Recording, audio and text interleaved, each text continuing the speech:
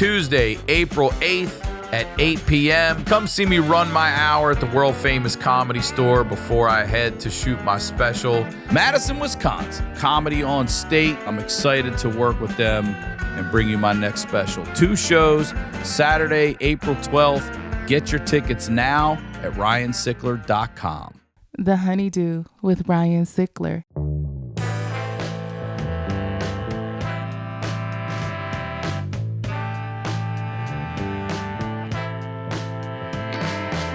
Welcome back to the HoneyDew, y'all. We're over here doing it in the Night Pants Studios. I'm Ryan Sickler. I want to say thank you for supporting this show. Thank you for supporting anything I do. I genuinely appreciate it. You guys are the best fans in comedy. And if you got to have more, then you got to have the Patreon. It's the HoneyDew with y'all. It is this show with y'all. And it is the wildest show on Patreon. It's $5 a month. We also have an additional tier for $3 more. You're getting bonus content you're not getting anywhere else. You're getting the Wayback a day early. You're getting it ad-free. Everything's censor-free. All that stuff over there. All right? That's the biz. You guys know what we're doing here. We're highlighting the lowlights. I always say these are the stories behind the storytellers. I'm very excited to have this guest back on the HoneyDew. Ladies and gentlemen, Harland Williams. Welcome back to the HoneyDew. Am I allowed to clap for myself? You better clap for yourself, Harland Williams. Well, you stopped before I did. I started before you did, though. Evens out. Yep. Life's like that. Life's like it. It's a long game if you're in it long enough. If you're in it long enough, it's a long game if you don't die. That's what I'm saying. Yeah. Yeah. So dying, maybe not do that. Before we get in, I'm excited to actually have an episode with you today because we're going to do a grandmom episode today. But before we get into our grandmoms, before we get into talking about our grandmoms, plug whatever you'd like, please. Oh, my gosh. Well, just check out the Harland Highway podcast on YouTube, where Ryan's been a guest and many other wonderful people. And keep your eyes peeled for my new movie coming out that I wrote and directed called Wingman with Russell Peters and Jamie Kennedy and Kayla Wallace. And it'll be coming out probably this year, so keep your eyes peeled. Do you know where? Are you allowed to say We don't know yet. We're just finishing up the post-production, and then we're going out to sell it. But it's called Wingman, and it's getting back to non-woke comedy, just edgy, kind of Farrelly Brothers type like wild comedy. And the movie's about a crazy, over-the-top wingman who helps losers find women. Okay. Yeah. A lot of fun. So I always ask people, what they want to talk about, and you had mentioned outside about your grandmom. So yeah, both of them. And I was very, very close with of my both my grandmoms, but my one grandmom, Carmela, is the one that it's my business name. Like did she have diabetes? She did not have diabetes, but she did die. That name, Carmela. Probably should have. I mean, not to be. Think it's a little sugary? Yeah. Sweet? Last name Cream Puff by any chance? Carmela Cream Puff? No. What was her last name? Sickler. Oh, so you were related? Wow. Awesome. Let's hear about your grandmother before I let you derail this whole thing, geez. And I just laugh at you for an hour. Well, it's tough to talk about grandmothers because they're like our second mothers, right? It's like if you have good ones. I mean, it sounds like you were lucky to, and you knew you had relationships with both. Wonderful, yeah, so close, and they're so. I mean, because they're older, they're not your mothers, but they're your grandmothers, so they don't come at you with the motherly, rules and enforcement. They're kind of like hey, everything's usually always good. So both of them, God bless them, have passed on. But what I, even though there's a bit of tragedy to the stories I'm going to tell, the endings are sort of uplifting. And the first one was my grandmother, Flo, her last name is, because it's German, right? Flo VanGundersplatt is her. It's like a German. This is the part of hanging out with you where I'm like, what is this? Dude. What's her name? You stumbled saying it. That's why I question it. You stumbled on it. Dude, German. What is it? Greta VanGundersplatt? What is it?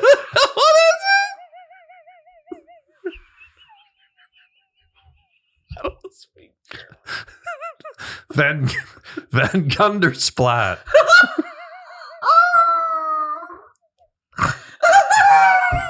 Is it really? It is. It's true. Say it one more time. VanGundersplatt. All right, I believe it. It's the worst name. That's why I was laughing. It's like the worst name. Is it one long? One word. VanGundersplatt. It's just, yeah, ridiculous name. And whose mom is this mom? This is my dad's mom. Okay. And Flo VanGundersplatt. And she lived an interesting life. Mm-hmm. But in the end, it was sort of tragic because, you know, like all of us, we start off trim and slim. And Flo, by the end of her days, was one of these morbidly obese people. I mean, God, she was what we call in our neighborhood a big un.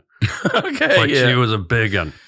And are we talking about, we see these shows now on TV and stuff. We're talking about home ridden and stuff. Yep. Like, really? Bed sores. Stuck inside. How, do you know a weight? She maxed estimate? out at, I think it was close to 8. No way. 800.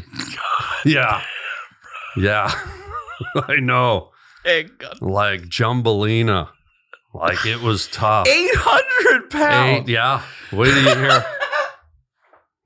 Wait till you hear how we got her out of the house. No, Yeah. Harland. Yeah, I know, dude. It was. And this is in Canada? This is in Canada. And wait, can I ask you? We all do start slim, trim, whatever. Yeah. Most of us don't get to 800 pounds. What happened for her to get there? Well, I think it was a mixture of when she was younger, she was very athletic. She loved, her thing was roller skating. She loved Big roller skating. Me too. And she was in even one of those stupid, do you remember I don't know if you remember in the 70s, they had like that show Roller Mania. Oh, where they yeah. So she actually did a little stint in this thing. Okay. Her rolling name was actually Skinny Minnie Miller, if you can believe it or not. And she did that she was on that. Listen, here's the funny thing. I believe that more than Gun Vandersplatt. No, I know. I've known you too long. By the way, it's VanGundersplatt, not. You got it backwards. I'm going gun first. Yeah, and it's first. VanGundersplatt.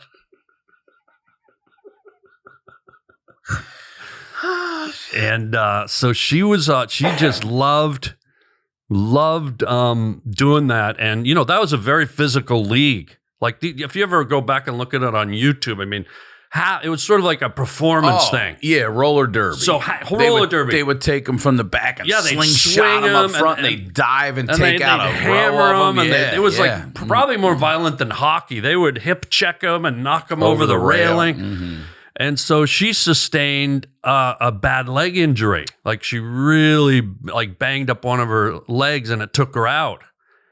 And it really affected her, and her coping mechanism was to eat. And so she just started going and going. And what age would you say when she started the trek into obesity? I would say it was like her early 30s because she was doing this thing in her mid to late 20s.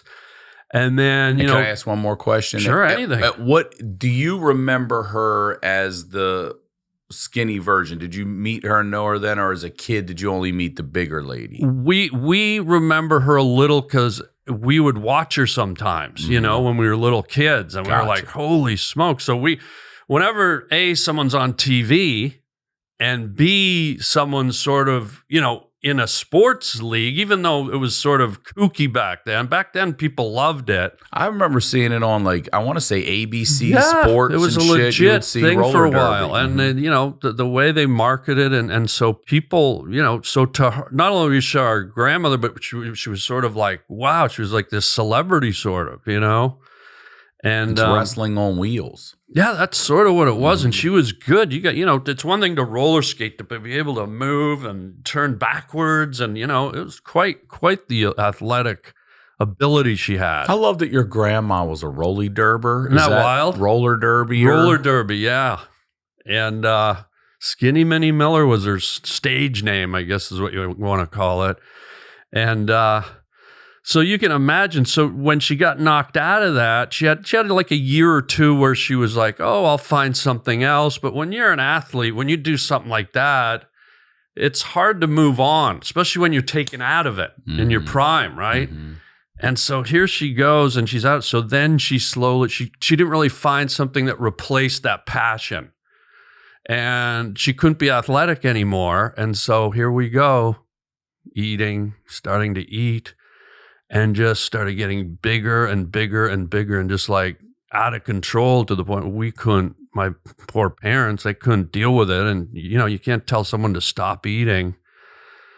And just, and I don't want to be cruel, but us kids, we had the fat jokes and, it's a natural thing.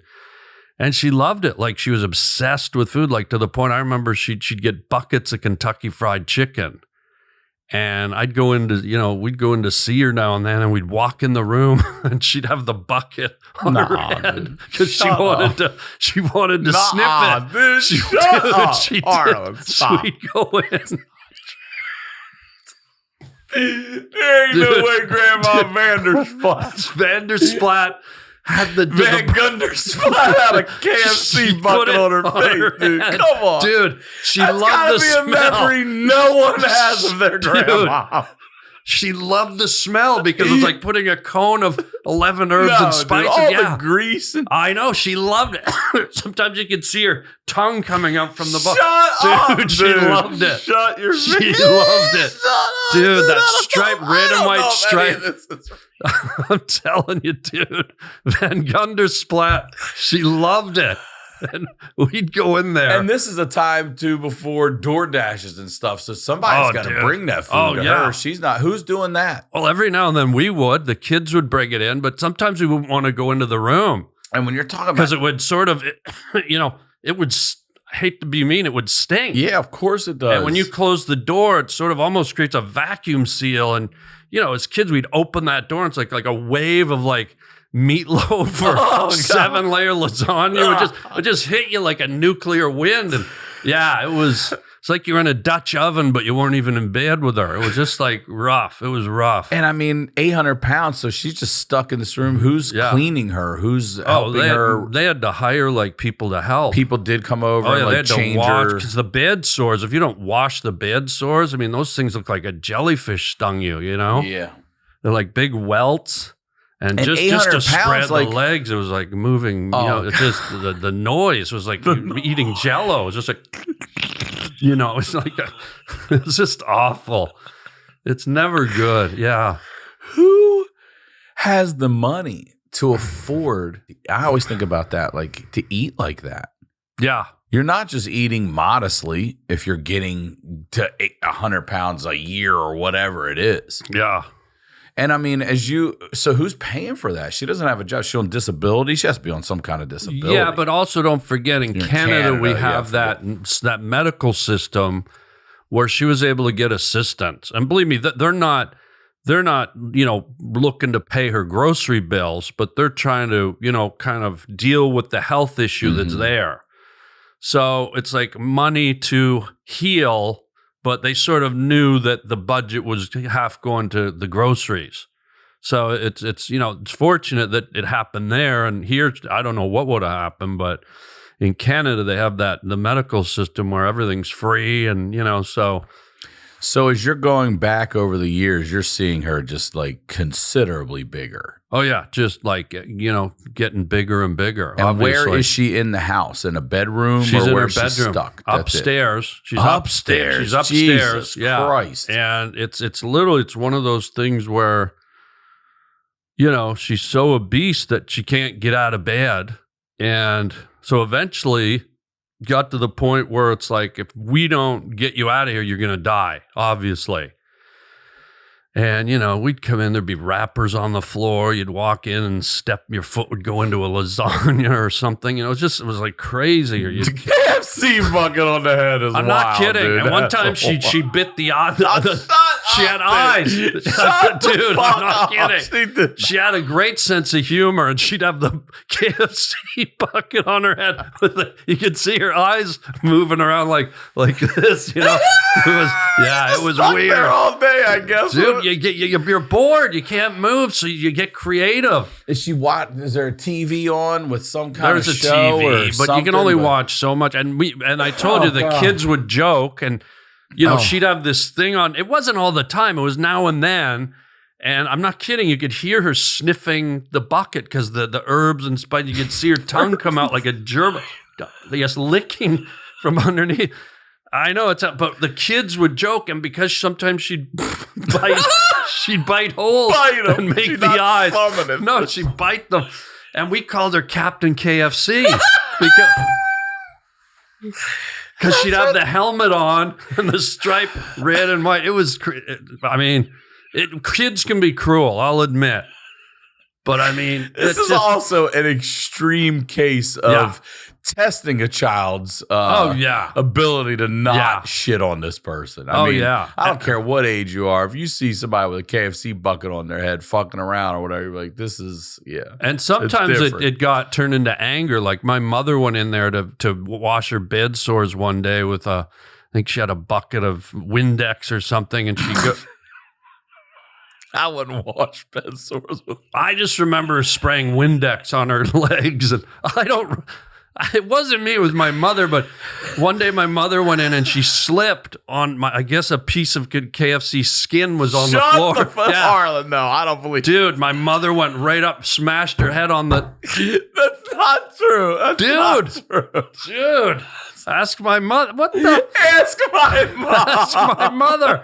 She hit her head on the edge of the table. Because of some KFC there was chicken a fucking wad like breast. It was breast skin, not the big piece. And she slipped. Boom. And Flo VanGundersplatt. Why isn't VanGundersplatt eating the skin? Because she's eating so fast, it's flying. It's just flying. It's like you ever seen a weed whacker go through? It's just like meat. It's just like. Is it really like that? She's just devouring. She's just chewing, and it was just a mess. And so here we go. And then finally we arrive at the day where we got to get her out. Mm-hmm. And how old is she at this point? Now she's getting up there. I think she's 79. Which is living late for a chubby that seems to be really late. That's for an really late 800-pound person. Yeah, so but she didn't survive the move. No, what? They had to cut the hole in the roof. You've seen it on these shows where they had to bring the crane in. I was wondering if they didn't go cut a hole in the floor to go down, but no, they cut a hole. They cut a hole because I would have done too much damage to the rest of the house. So they had to cut a hole in the roof. No. Yeah. Second story house. Second story, but that's easy. They got they got cranes that can go up 80 floors. Yeah, I've seen them. 2 floors is nothing. But you're saying they cut a hole in the roof. They cut a hole in the roof. They? Who does this job? Well, they had to bring in a construct. No, they had to hire like a contractor. I mean, come on. I think it was Rasika. Who the families doing? I remember it was Rasika Construction. They're actually a sponsor.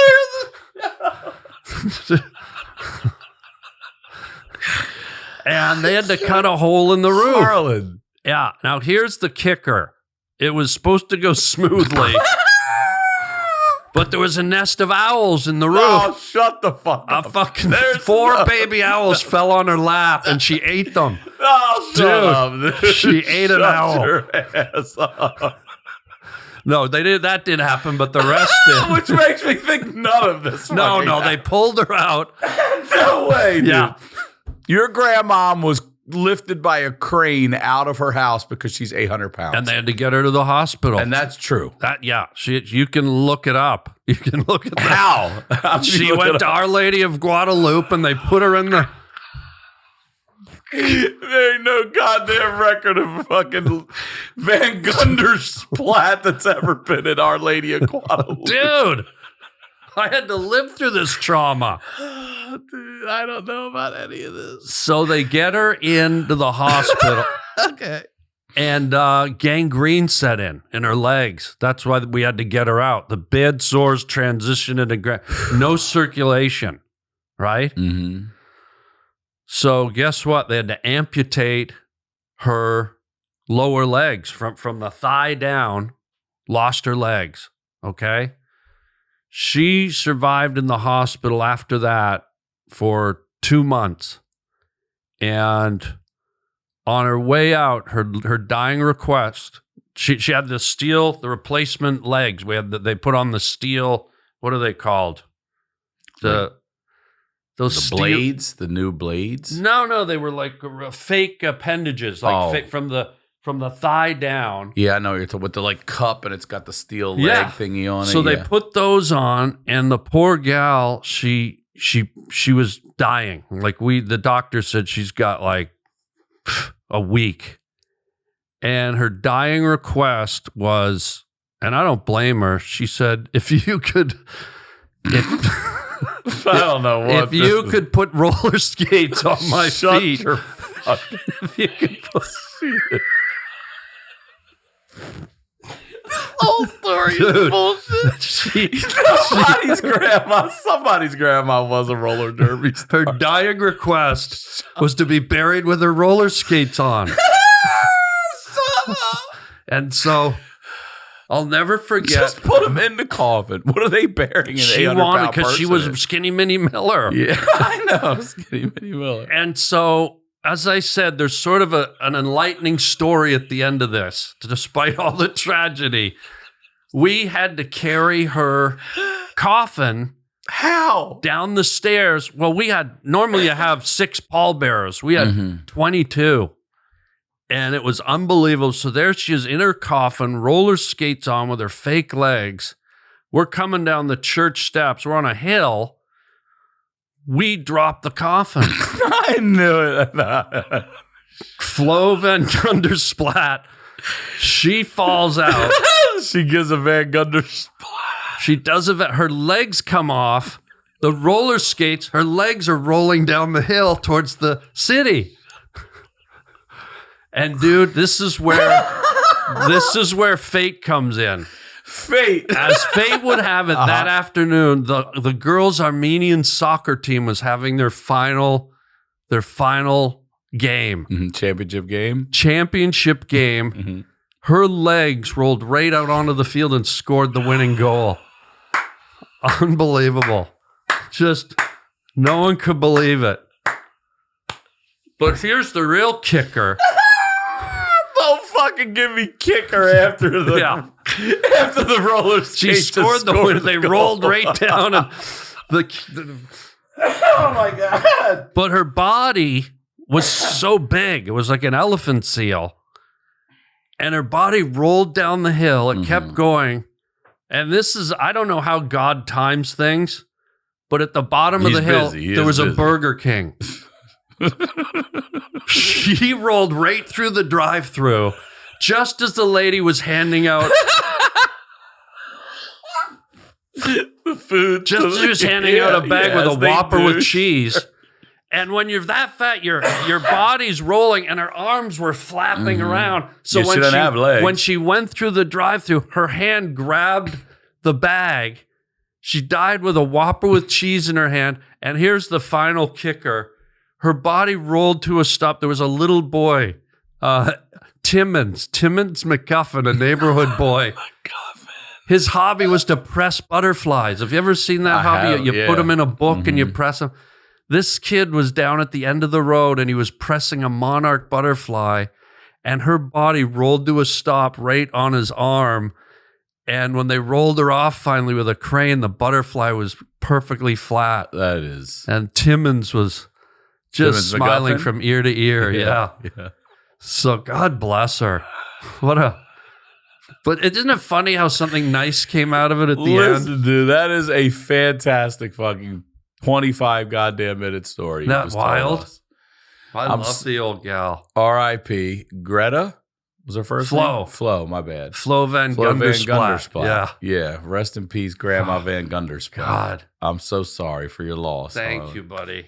And I'll be honest, Yeah. a lot of twists and turns there I didn't see coming, but the one I really didn't see coming, I really would have thought she'd been lucky enough to check out with a KFC, but you hit Whopper with cheese. Well, she rolled right through. She rolled right over a Ford Mustang convertible. And her flapping arms just as fate would have grabbed the bag as it went right through boom.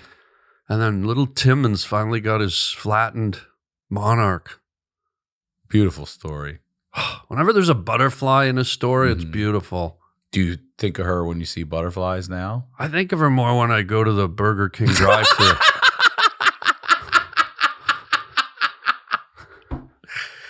Let's hear about your other grandma. Oh, Velma? Yeah, Velma. Oh, so this is more of a localized story. So Velma, this involves some wonderful kids.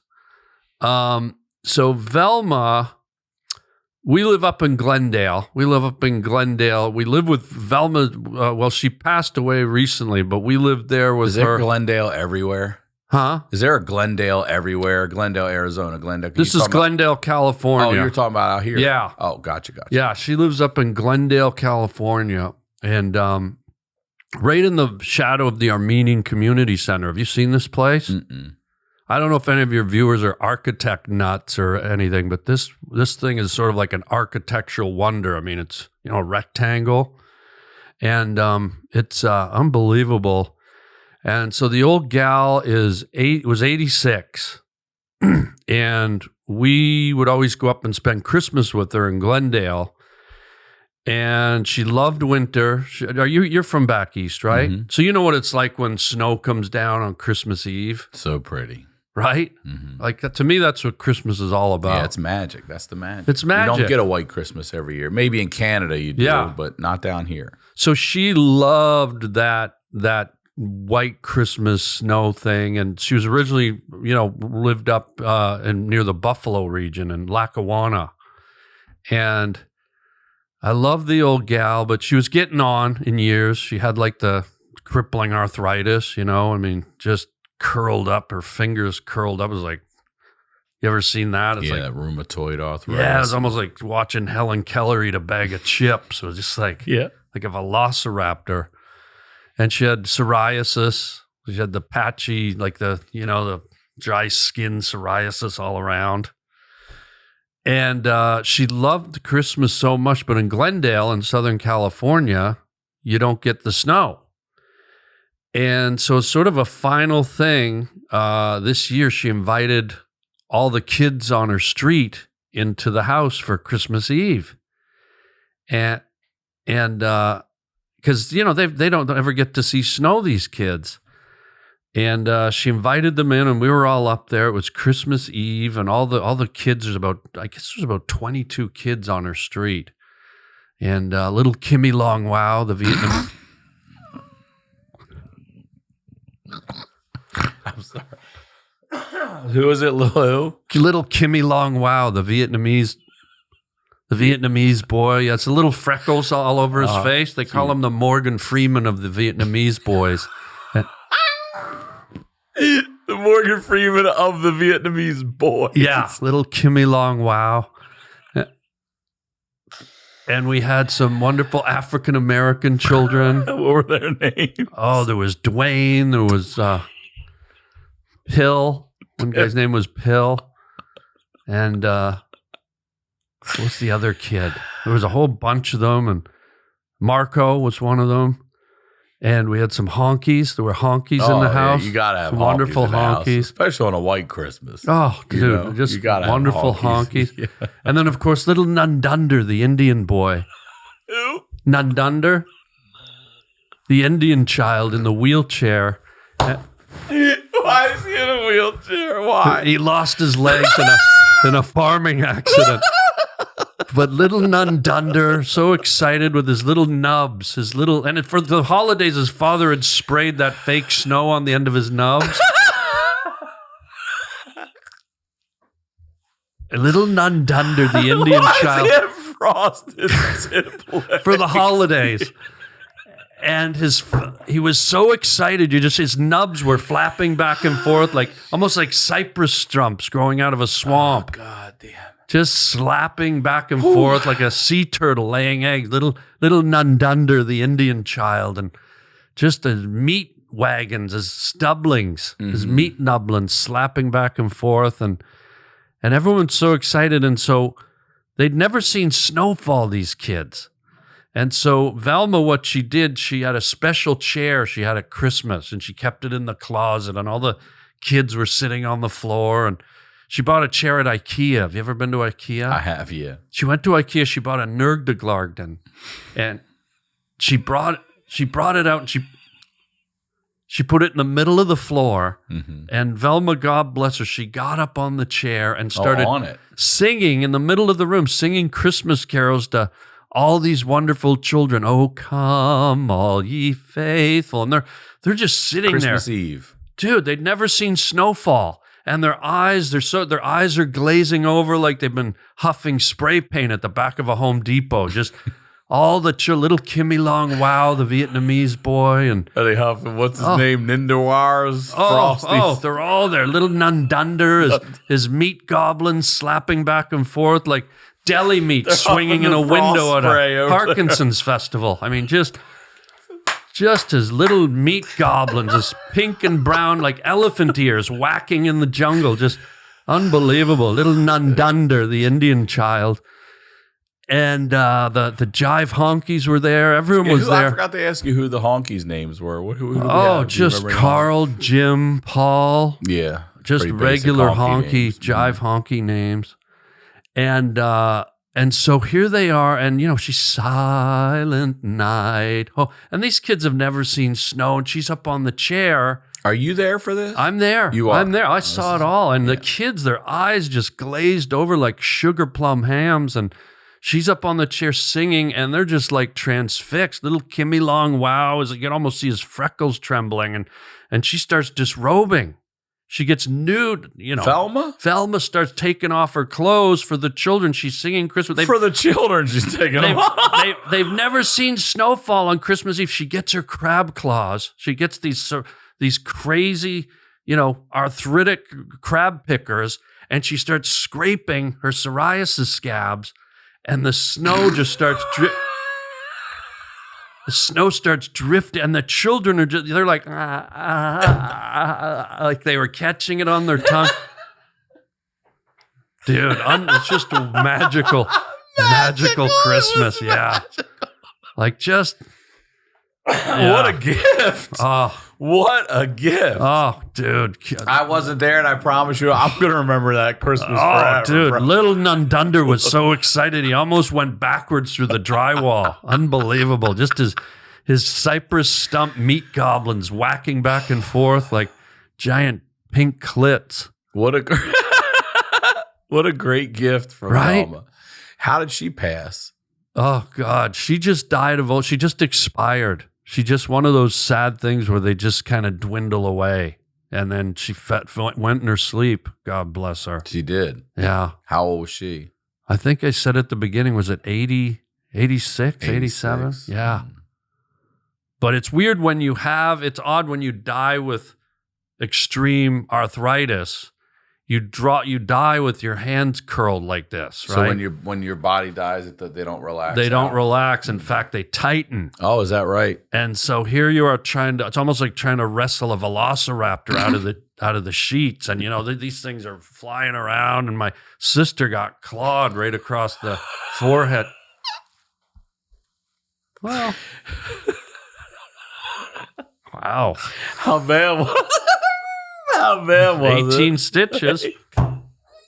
It's like a goddamn bear swipe. Yeah, I mean, these things and the yellow fingernails and dude. Oh, I forgot about the long, yellow, nasty nails. But those children, I mean, those Christmas they'll never forget. Ever. Yeah. How are they going to? First white Christmas. Oh, and the snow. To see snow in Southern California. You know what time it is? It's time for a fresh approach to dog food, and that's where the Farmer's Dog comes in. Developed by a board-certified nutritionist, the Farmer's Dog is human-grade dog food that's made with real meat and veggies and gently cooked to preserve nutrients. They take the guesswork out of serving sizes by precisely portioning your dog's food based on their unique nutritional needs. The pre-portioned packs are simple to serve and ensure your dog is eating the right amount to keep them healthy and thriving. And you can see here, Princess Lily Rose loves the Farmer's Dog. Chicken and turkey are her favorite. Comes with a nice little package with her name on it, pre-portioned, as I've said properly. And look at this lady. Look at her coat. Everything's growing. She's super healthy. She loves it. Plus, the Farmer's Dog delivers right to your door, automatically sending you new food as soon as you're running low. Get 50% off your first box of fresh, healthy food at thefarmersdog.com/honeydew. Plus, you get free shipping. Just go to thefarmersdog.com/honeydew to get 50% off. That's thefarmersdog.com/honeydew. Take me out to the ocean. Take me out to the sand. Buy me some popcorn and road trip snacks. I don't care if I ever come back, so it's book your next vacay. If you don't do, it's a shame. Get a flight, hotel, and car rental for your next great stay. How about that, y'all? This episode of The Honeydew is brought to you by Booking.com, the official accommodation partner of MLB. Booking.com, yeah. It's officially spring, which means we're coming out of hibernation mode and traveling around the U.S. much more frequently. Whenever I'm traveling in the U.S., I like to check out Booking.com. With their wide variety of stays, Booking.com makes it easy for you to find and book the right stay for you, no matter what you're looking for. Spring also marks the beginning of baseball season, which I couldn't be more excited about. And guess what? Booking.com is the official accommodation partner of MLB. When I go to a ball game, one of the best parts is when everyone starts singing the song we all know and love together, and we have an extra special version of that song for you today. Booking.com wants to help make you a fan of any U.S. city with a chance to win $1,000 in Booking.com travel credit. Head to the Booking.com Instagram page at Booking.com and check out our sweepstakes post for more details. No purchase necessary.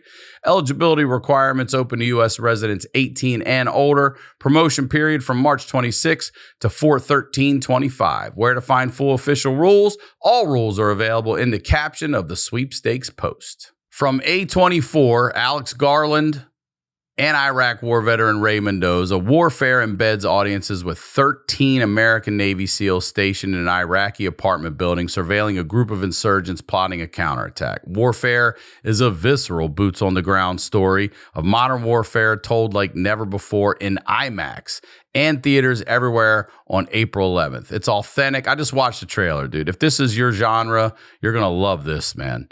It's intense, it's authentic, it's raw, it's unfiltered, it's rooted in lived experiences.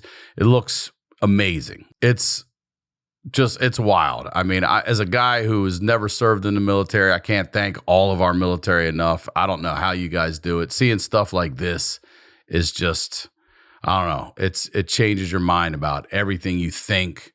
And then you're seeing this from lived experiences, from these guys' memories, stuff they actually went through together.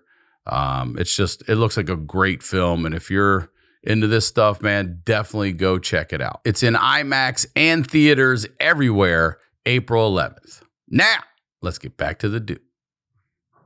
So, as I said, yeah, it's sad when they die, but if there's sort of a happy ending where something happens right at the end where, you know, it's giving back, or it changes a kid's trajectory, like, you know, little Timmons with his butterfly, or Kimmy Long Wow and Nundunder, and all the kids just getting their first taste of, snow on Christmas. Yeah. Literally their first taste. So anyways, those are my grandmother's stories. Are there any conversations you can remember having with Grandma VanGundersplatt? Right.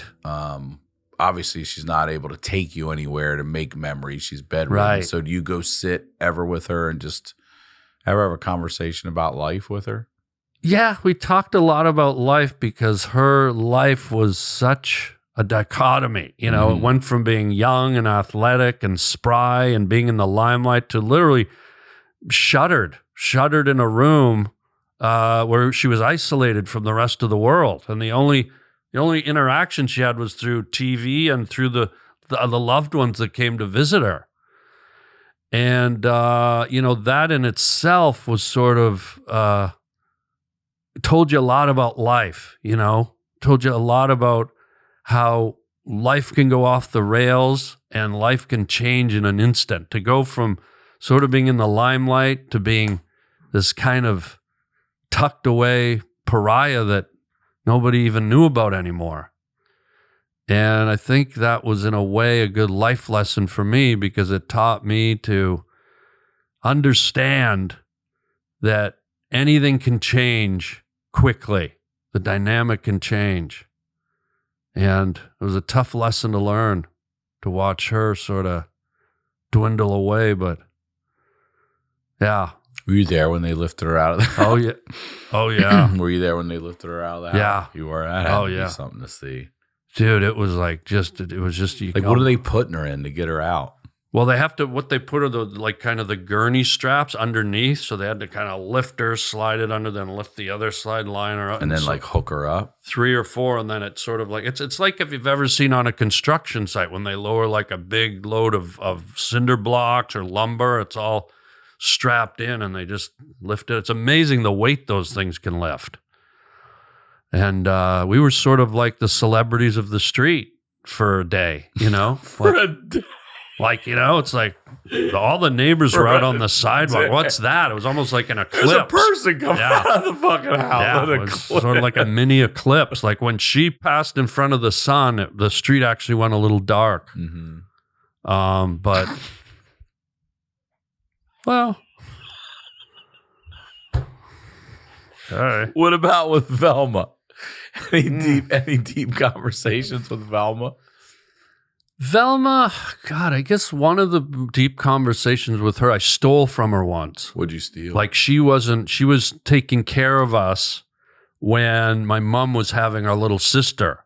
So Velma came and to your house in Canada. She stayed at our house. She stayed there for I think it was 2 weeks or something while my mom was at the hospital and dealing. And I remember I stole money out of her purse. And I thought it was done for. I thought she'd tell my dad. I thought she'd tell my mom. Like, she caught me. She literally goes, there was $10 in my purse. Where is it? I'm like, oh, God. And I thought right away she'd go right to my parents, and she didn't. I was just waiting for my parents to say, give me a spanking or, ground me. And I was like, well, they didn't say anything yet. Well, maybe it'll be after dinner. And still nothing. And then, okay, they're probably planning what to say, so it'll be tomorrow. And then all these days, and she never told them. And so I sort of learned from her about compassion. I learned from her that I think sometimes people create their own punishment. Like I think she knew that I was feeling guilt and remorse for stealing from her. And the lesson that she taught me is she didn't have to share it. It was between me and her, and she sort of knew how I felt. And so I carry that in life, where you don't have to broadcast everything about everyone if somebody does you wrong. Like, sometimes humans are very intuitive and sensitive, and I think sometimes lessons can be learned without everyone having to know. So that was a big life lesson I learned from Velma. That is actually a really good life lesson. Not good? That Yeah. is a great life lesson. Yeah. It is, yeah. You don't need to always drag everybody publicly or whatever. It's right. an interaction between two people, lesson learned, we move on, hopefully both better. And I think sometimes with us humans, I think part of that all stems from we love gossip. We love to go, oh, that guy did that or that girl did that and gotcha. But in her wisdom, she knew I think she either sensed it or she saw it in my face or she could feel it. And she knew how sort of grief-stricken I was, that A, I disappointed her, B, that I was a thief, C, that I had done it to her, my beloved grandmother. And I think grandmothers and mothers are very intuitive that way. And I think she could see it and sense it, because I was devastated. A, that I did it, and that I did it to her and that I got caught. And I think she just went, you know what? This boy, I can tell he's absorbing. I can tell he's learned a lesson here. I don't need to go running to mom and dad and make it worse for him. So I always appreciated that she did that, but I still feel guilty that this is a grandmother that every birthday gave me a card with money in it. But it was just like an opportunity. She was in our house. There was a purse, and I was a guy, I wanted to, go get a Whopper. Where'd I learn that from? I mean, come on. Who'd you learn that from? Yeah. I was about to ask you if they were friends, your grandmoms. Did they know each other? No, because VanGundersplatt. Yeah, Flo could never get out of the house, so Somebody named Flo can't move. I know, isn't that ironic? Oh God. Yeah. Yeah. Harland. Yeah. Have you dealt with any other significant death in your life? I mean, that's pretty big. Those are pretty big. Mm-hmm. Yeah, yes, other people have died in my life. I think my first experience That's with what I was going to ask. death was my grandfather. My grandfather, Neil VanGundersplatt? Yeah. Well, VanGundersplatt was her family name. O'Donnell was her maiden name. O'Donnell was the family name, Irish. Mm-hmm. And when my grandfather died, he was a hard worker. He owned his own advertising company. But this is Flo's husband. Yeah. Okay. And he died at his desk. This is a guy who died at his desk, and he just passed out, had a heart attack, right? But a hard worker, owned his own company. And I was a kid, I think I was 14 when he passed. And it was my first time going to a funeral. I'd never had to be at a funeral. So my parents didn't prep us for the funeral. You think, oh, you're going to say a few prayers, there'll be a priest, you're going to talk Nobody about tells you there's a body laying up there and all that. No, but you're right. I show Nobody up and says, hey, listen there's here. a stiffy. And I'm like, wait, isn't that granddad? Yeah. And like, yeah. I'm like, what the? Like, I'm a kid, and they prepped the body better than Madame Tussaud could have done it herself. I mean, that was my granddad laying there. So my parents are, go say your final goodbyes to your grandfather. I'm like, wait, what? And I look over, and there isn't an open casket. And it was my first day exposure to a dead body, which blew my mind. It freaked me out. And then B, he's so immaculately preserved. As a kid, you think dead body, you think skeletons and zombies. And here's this guy, looks like my granddad was laying there sleeping. And so my mind was just like so confused. I'm like, talk to me, get up. And I literally, I didn't know any better. I started like patting his forehead, like I was touching him.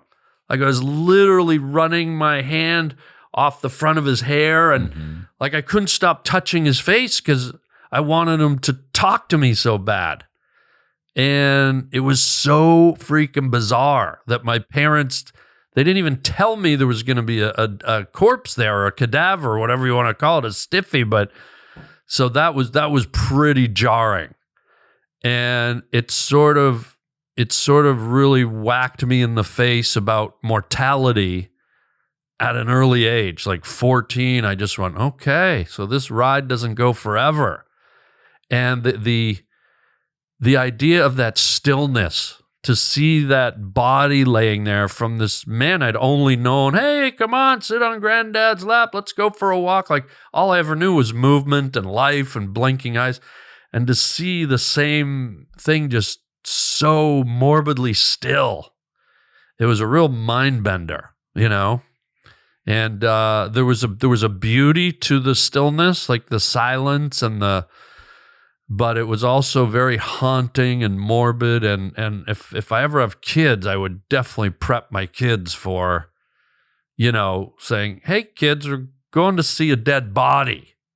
I had an incident where I didn't see it coming, and I could have prepped my daughter better, but I didn't see it coming because the timing was a little shitty. Uh-oh. So her mom's mom, her grandmom on her mom's side, passed away just right before Christmas, I want to say. Oh, boy. And a friend of ours sent a card, and I thought it's a Christmas card. It's like a few days before Christmas, a week before Christmas. Right. And it's got my daughter's name on it, and I don't open her mail. I'm like, hey, someone sent you a Christmas card. This is for you. Oh, no. And she opens it up and she's just silent. I go, what's it say? And she's like, blah, blah, blah. I go, it doesn't say blah, blah, blah. And she's like, sending prayers to you and your family. And I was like, and then I think to myself, like, that's a weird sign off for a Christmas card, you know? And then I don't think anything of it. And she goes to her room later or whatever. And I just walk by and I grab the card and I start reading. I'm like, oh, fuck, this is a sympathy card. And the blah, blah, blah is her being uncomfortable, not reading out loud. Sorry about the loss of your grandma and all that. And I was like, oh, and she was mad. She was mad that someone had sent one. So I had to explain to her that this was a sort of a tradition some people have where they'll send you a card because they mean well and they're just, you know, letting you know that they're thinking of you and sending it off. It's a kind gesture. And then a few days later, my fucking mom sends a card. It's in a red goddamn envelope. It's a few days before Christmas. It's got her name on it. Now I say, hey, Stella, your other grandma sent you a card. Oh, here we go. She opens the fucking card, Harland. She goes, it's another sympathy card. I go, God damn it. Like, I didn't see that coming. You know what I mean? I got to start looking through your mail. I'm like, I'm sorry. I was like, yeah, this is a thing. They're called sympathy cards. People do it. She's like, I don't want another one. She was mad about it. She was really mad to get that reminder. Yeah, it's. I wonder if the anger, too, is that, you know, sometimes when people die, you get a little bit mad at the world, especially when it's people you love and have a great connection to. Like I'm sure as a little boy, I remember being angry too that this beautiful man, my beautiful, gentle, wonderful grandma was now exterminated. Basically, he's gone, and you're kind of like, you have no right to take him. What did he ever do? He's just a loving, wonderful guy. Like there's anger at the finality, right? Mm-hmm. Do you remember the first time you saw a dead body?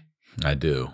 Unfortunately, my first three were great-grandmom, dad, grandmom, in that order. Oh, wow. I'm in elementary school, and our great-grandmom lived in Tyrone, Pennsylvania. That's where they took all their, like, they moved from Italy. They fucking come here. They end up staying there. Boom, everybody's from there.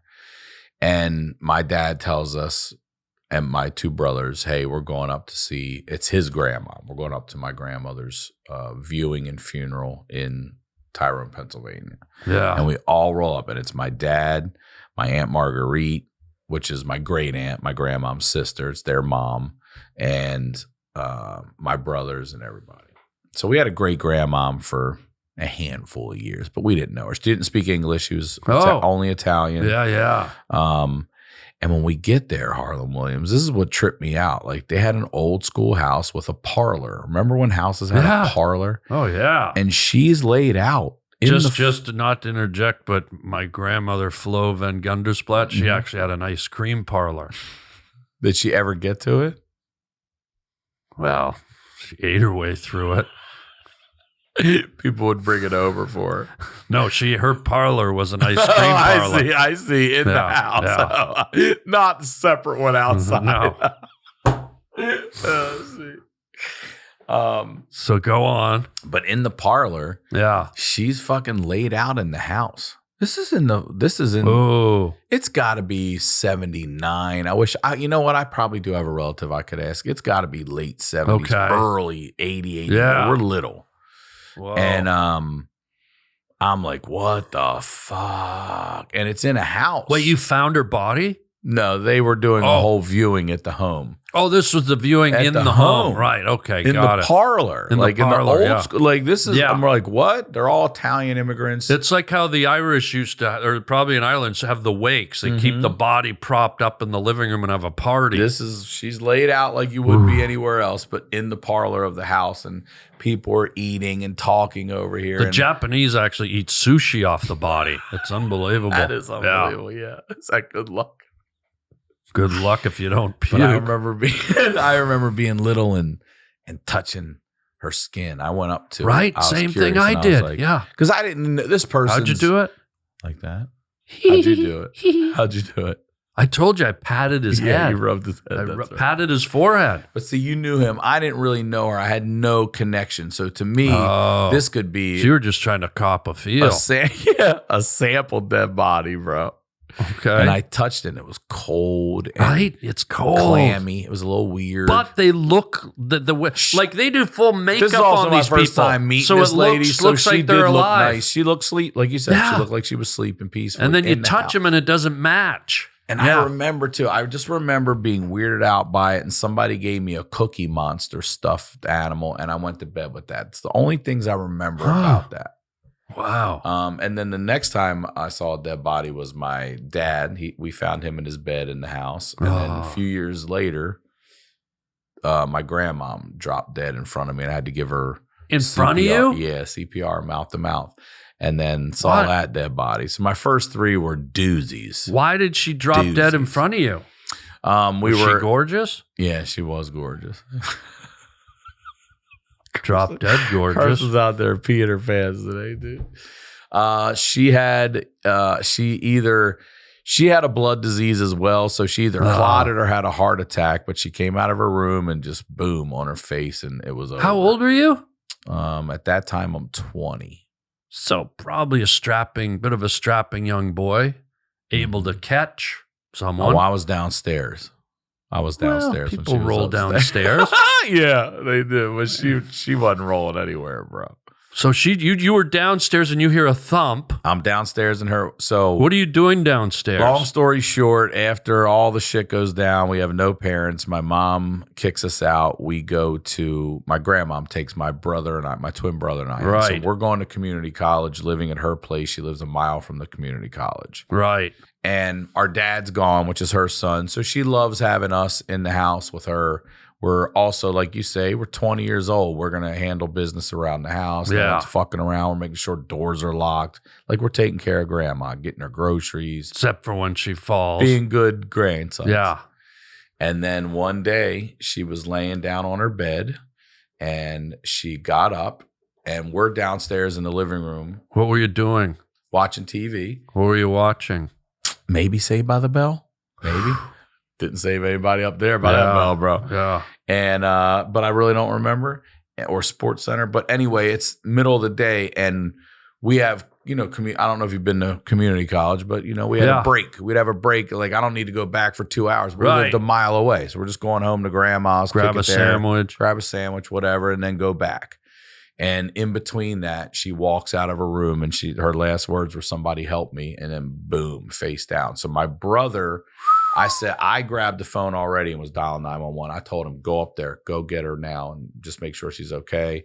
And she wasn't. So I'm on the phone with 911 and I had literally just finished like 2 weeks of lifeguard training. I'm an official lifeguard now. So I tell the lady on the phone, she's like, you have to stay on until the paramedics get there. And I said, well, I know I'm certified in CPR, mouth to mouth. Nice. So my brother and I switch. I go up and I start doing the chest compressions, the mouth to mouth on my grandma. What kind of sandwich did you eat?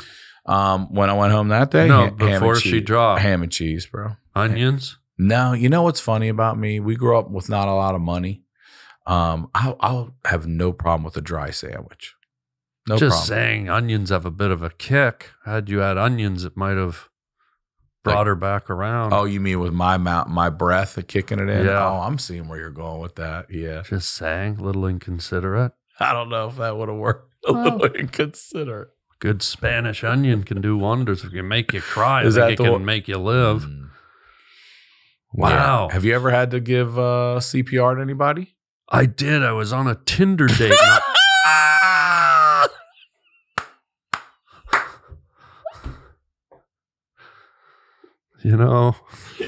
Starts with a Tinder date and it ends in CPR. I mean, she didn't pass out, but I was just trying to show her my method. Oh, you were just showing off.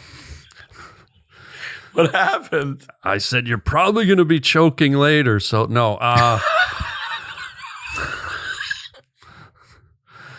but no, I haven't had to do, but I did do the Heimlich maneuver once. Have you saved someone's life? Well, it was a mix. It was saving a life, but also dying. Someone died. I was at a restaurant, and it was one of these beautiful, like kind of on the coast up in Big Sur. So it's right I've been. towering. Have you been, right?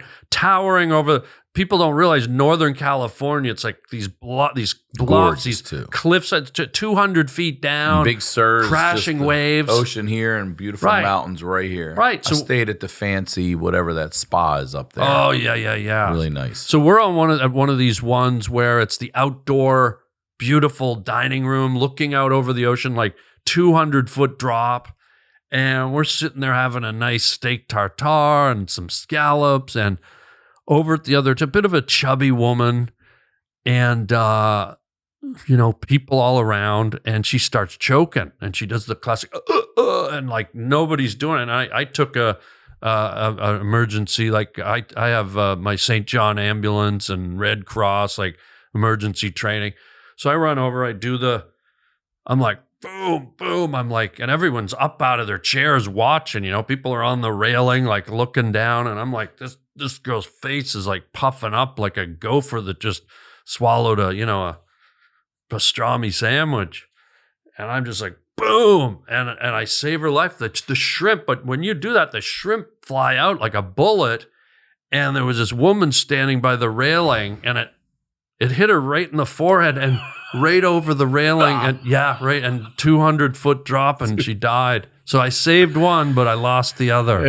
And how we start this podcast. Just The balance. the balance. That's how we're going to end it. Yeah. What a balance. Yeah. Harland Williams, thank you for doing this podcast, brother. Thank you. Thank you. Thank Please you. promote everything you'd like one more time. And R.I.P. to all our grandmoms. R.I.P. to my grandmothers. Folks, check my podcast out, the Harland Highway podcast on YouTube. My tour schedules at harlandwilliams.com and my Instagram, Harland Williams.